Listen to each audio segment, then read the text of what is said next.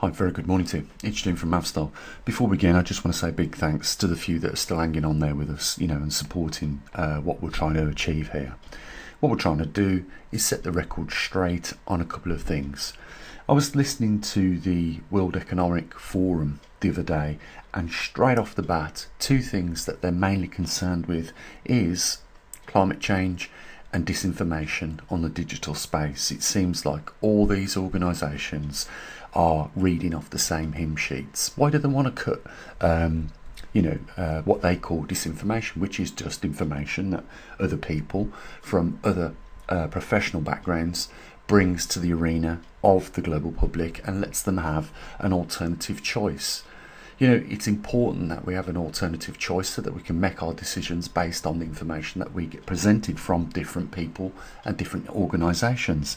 Now, if they was to lose the war on climate based on CO2, you know what that would mean? It would mean over 50,000 jobs being gone overnight, their jobs. So they're trying to save their own arses by lying here about CO2, because let's face it, we can see the total amount in blue on the pie chart there, 0.04% CO2, total atmospheric CO2 that is. And we can see on the red pie chart that little sliver of yellow is man-made CO2, and it accounts for 0.012%. Now, even if we achieved net zero, emitted all of man carbon out of the atmosphere, tell me something, what would that change? It wouldn't change a single thing, and they know this. And those 2,000 selected scientists that back up their ideas are probably scientists for the real ones that rely on government grants from various countries around the world to support their livelihoods.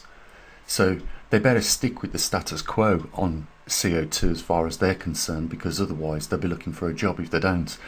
But it comes down to managing public taxpayers' money more wisely. And I could say a lot about a lot of things, like the other day I commented on Richie Sunak giving 2.5 billion to the Ukraine war effort and supporting them, whilst back at home in the UK we have unprecedented poverty levels which mirror image the Victorian era. So I would say that money would have been better spent on your own people. After all, it was your own people that raised that taxpayers' money. That's if it hasn't been borrowed. So this money probably hasn't even been earned yet. It's just borrowed and given to the Ukraine. It's out of control spending.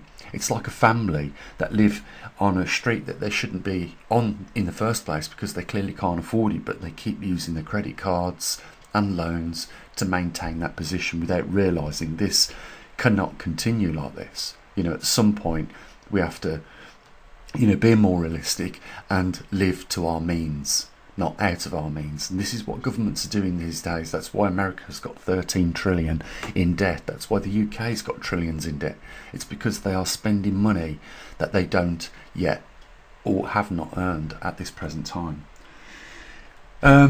If we go back to COP28, what they was trying to say is to these third world countries is, look, you need to focus more on cleaner energy, not so much burning fossil fuels. But if you look at the grains root people, you will see that they can't afford electricity, and their only means of cooking the food is with wood that they can gather. And what they're trying to say is, no, you can use a solar panel and electrically heat that food, but as well as I know, one solar panel will not produce enough electricity for heat. If we look at some of the countries in Africa, they're doing the best. Some of their micro hospitals are doing the best with just 2 solar panels on the roof, and that is able to just keep a fridge with vaccines running. If they put the lights on at the same time, obviously the generator shuts down, or the battery bank shuts down because it's been overused. And of course the priority goes to the refrigerator, which is running the refrigerator for the vaccines. So it's not it's not right that we should be imposing, first of all, these measures on these third world countries, because we ourselves went through the Industrial Revolution, and during that time we were burning more coal than probably anyone else on the planet. And to tell another country that they can't use their natural resources of coal and oil in whatever way they see fit is completely absurd. Africa, I was watching this documentary. At the end of the documentary, it was focusing on what Africa want, and Africa wants the dream to be a developed nation. And it's not going to happen if they have to rely on wind power and solar power, because they are the two most dreadful ways and means of producing electricity, and therefore not sustainable. And it's just ridiculous, this whole thing. The industry which has been created now around CO2 causing climate change is a $1 trillion industry now. And of course you can see why United Nations want a slice of that pie. If they can raise £500 billion every year from a selected nation of taxpayers, they can obviously rinse that money back into their own pockets and keep their worthless jobs. They're not really contributing anything to the better of anything. Again, if you're in the United States, you must be furious about Congress okaying 61 billion, is it, that's going to be handed over to the Ukraine. Again, this is like the scenario of a bucket of water with holes in it, and the water is money just pouring out these holes, and there is no intention or will to put plugs in these holes to stop it leaking out. But wouldn't that £61 billion be better spent on infrastructure in the United States? Spent on facilities for the people that raise that tax money? But what we see these days is, this money, again, like the family in the street that are living out and beyond their means, eventually there is a point at time in the future where this all comes to a grinding halt. And there is a negligence going on right now with world governments. And it's no wonder they call people like me disinformationists. Again, only the other day on the 5th, we had another video removed when I was talking about there is no continuity plan for humankind. And clearly, I'm not going to argue with YouTube over it. I just let them carry on now. It's no point, because it's like, you're talking to the computer after it said no, and all you're going to get back from that computer from that point is no. So let them pull whatever videos they want, because at the end of the day, the more they focus on trying to control alternative ideas and speech, the more they open themselves up to barefaced lies and liars like they are. They are just con men. There is a lot of governmental fraud going on right now. I mean, we have more organisations and governments expanding at an alarming rate, and where is it getting us individually? Well, I'll tell you where it's got us right to this point. We are seeing global pandemic of people suffering economic crises. People can't afford certain things, like they can't afford heating and food at the same time, so they've got to let one of those go. It's ridiculous.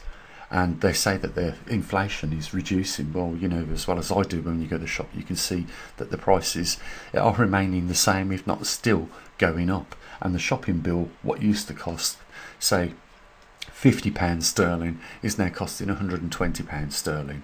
And on top of that, you've got the increased energy bills, and you have the increased fuel bills as well for your cars, and insurance and everything else. Your salary is not going up to meet the cost of living crisis at the moment, which is, in my view, free rolling out of control. And probably the true reality of this is well beyond what we know at the moment. I think it's much, much worse.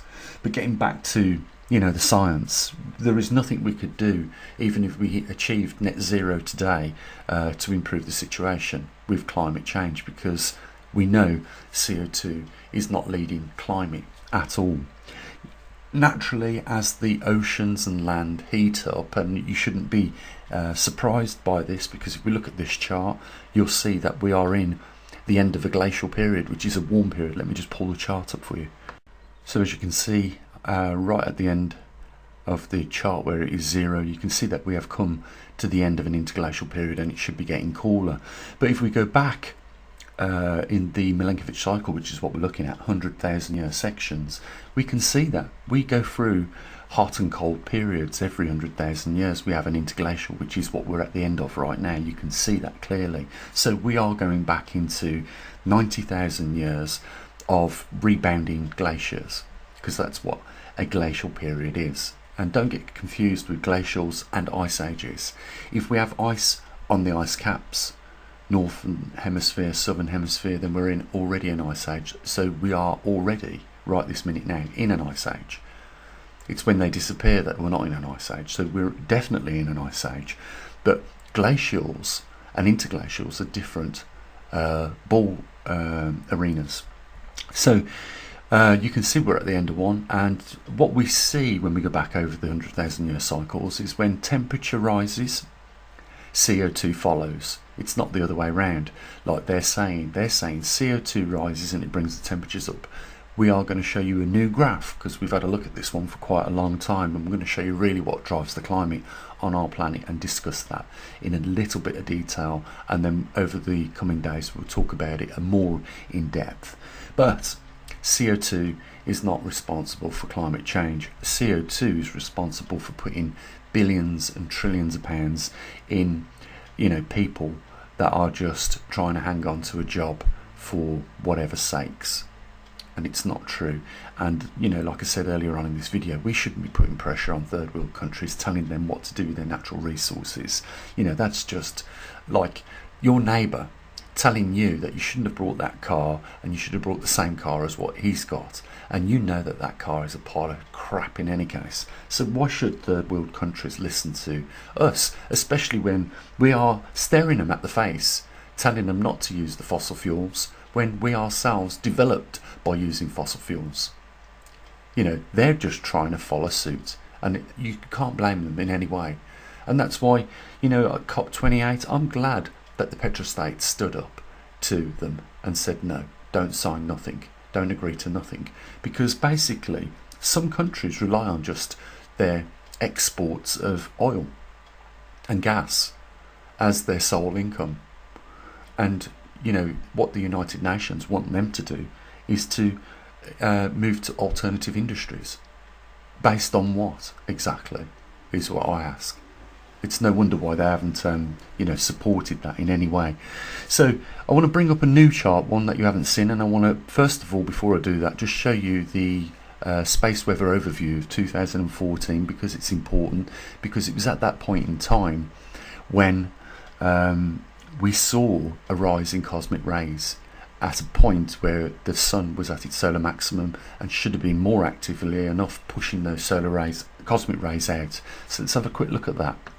So we're looking at the space environmental overview of 2014, and if we go to the far right and look at the cosmic rays, which is the third panel down, you'll see that during solar maximum the solar output was not even enough to push the cosmic rays out at that point. So we were getting intergalactic cosmic rays come through the heliosphere because it was weak because of the low solar output, and we were getting a build-up of cosmic rays.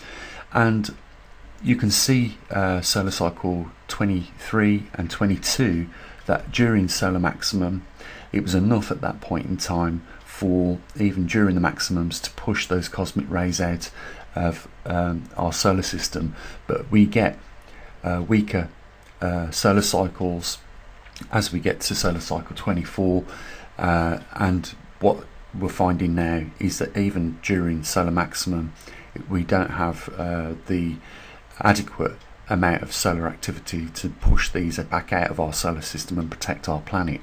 So they inevitably end up in our atmosphere, and of course water vapor rising up into the atmosphere, interacting with cosmic rays, produces water droplets.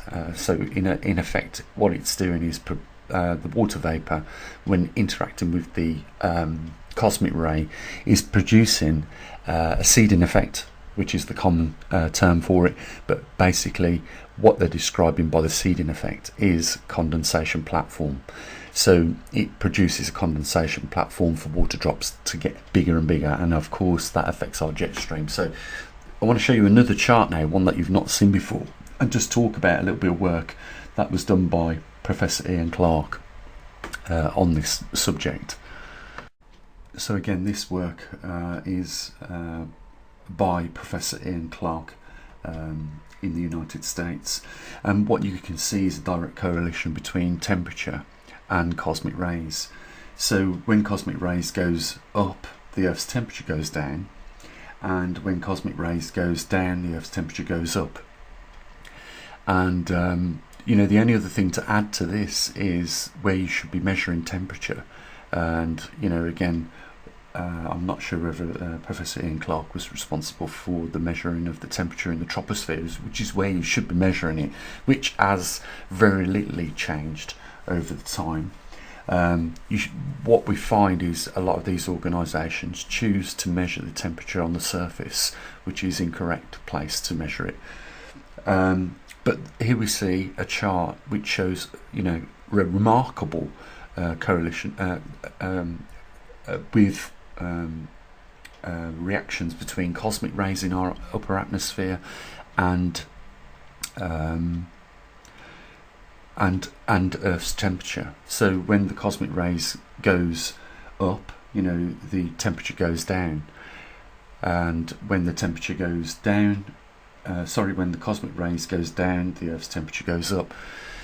And we can see this interchange, you know, going back to 1880. So we can see what is causing you know, our climatic changes. First of all, it's the low solar output, which we've witnessed over the last 30 years, which was around about the same time of, you know, the hysteria starting about CO2.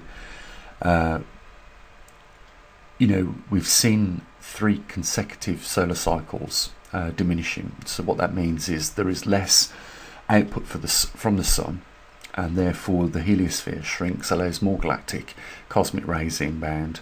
They interact with our upper atmosphere more so because we're going through a magnetic pole reversal at the moment as well, which is another thing that hasn't been added into this you know, at this point, but it will have a contributing factor, because basically when the poles reverse, the magnetosphere reduces in its strength. It's currently reduced now to about 20 to 25%. So 1/4 of our protection has gone, allowing more cosmic rays in. And then, you know, when you factor in the low solar output yields over the last 3 or 4 solar cycles, you know that more cosmic rays are inbound in our solar system and able therefore to interact through our magnetosphere into the upper atmosphere. What we will get is, as a result of more cosmic rays in the upper atmosphere, is more cloud formation. And of course cloud formation, when that builds up, you know, blocks out that solar radiation. And you know, we all know this, even a child would know that when they're outside and there's a nice blue sky, it's very warm and enjoyable. When there is a lot of clouds about, that sun and the heat from the sun is not coming through, and therefore, you know, we experience a more cooler day, and obviously start putting the layers of clothing on to protect ourselves from that. It's, you know, this is just not rocket science at all, this is just common sense. But if we are experiencing you know, cosmic rays decrease, we are going to see temperatures of the Earth go up. And if we're seeing an increase, which we are seeing an increase more so now than ever, of cosmic rays increasing, then we know the temperatures are going to go down. And it shouldn't come as a surprise, because we are, after all, at the end of the glacial period now. Are the 3 related? This is the question. Is there 100-year cycles with our sun that sets up the Milankovitch cycle? Is it the sun? Is it a comet? Is it another planet somewhere not discovered yet? These were the things that we was talking about the other day. Is it a black hole? Well, you know, some say now that black holes have been disproven. but is it a planet then on a heliospheric orbit somewhere? We don't know. Is it just the sun? And not only does the sun have 11-year magnetic cycles where the poles reverse during the solar maximum, solar minimum, are we looking at the sun also having a 100,000-year cycle? And if so, is that what also sets up the? Is it a component of the magnetic reversal on our planet? Because I was thinking the other day, when looking at the effects of CME's glance in our magnetosphere and how it seems to plonk it up a little bit or beef it up a bit, and over a prolonged period of time, if it's not doing that, does it begin to weaken at that point? Just an idea I thought I'd share with you guys. But no, I think the main purpose of this video was to bring you to the attention of this graph here and the work done by Professor Ian Clarke on this, and I think it gives a better, clearer example as to why we are experiencing climate change as we are, because climate change is very real. It's just the reasons which they state it's in their version of the story is not real, and it's not supported by real science. And we've got a lot of scientists that really should be removed from the position for their stance on supporting CO2 causing climate change. But we've got a very big uphill battle here, guys. In order to get people aware of what really causes climate change, we've got an immense battle, because we're under attack by these people, because they know they'll lose the job and they'll lose the funding, which supports all their other things that they're up to, like encouraging wars and sustaining wars with other countries, using our taxpayers' money in the most futile way they could possibly do, instead of using that money for better infrastructure within our own countries. And that was the purpose of raising tax money. It was never intended to be raised by an individual country and then given out to another country. It's not these people think they're Father Christmas, that they can give these gifts away without even consulting anybody. And that brings me to the last point I'm going to make here. We should have more voting rights on these things that they do. Like, I bet you, if the British public were to be given a vote on whether we should give Ukraine 2.5 billion, it would be a clear and unanimously no vote. And I'm sure that would be the case for the Americans as well, with that 61 billion that Biden is about to give over to the Ukraine. That's your money he's giving away, and once it leaves the country, it never comes back. And basically, he has just added to the national debt on behalf of a country that doesn't give any tax money back to the United States. That's the bottom line. Anyhow, guys, there's a link down there if you want to help support us in this battle to reveal more of this information to wider people out there that are interested in wanting to know the truths about the ins and outs of climate change. And that's what we're here to do, after all. And that's one of the reasons why we have muon detectors, because with study of muons and monitoring of muons, we can calculate the amount of increased cosmic rays that are interchanging and colliding with other particles in our upper atmosphere.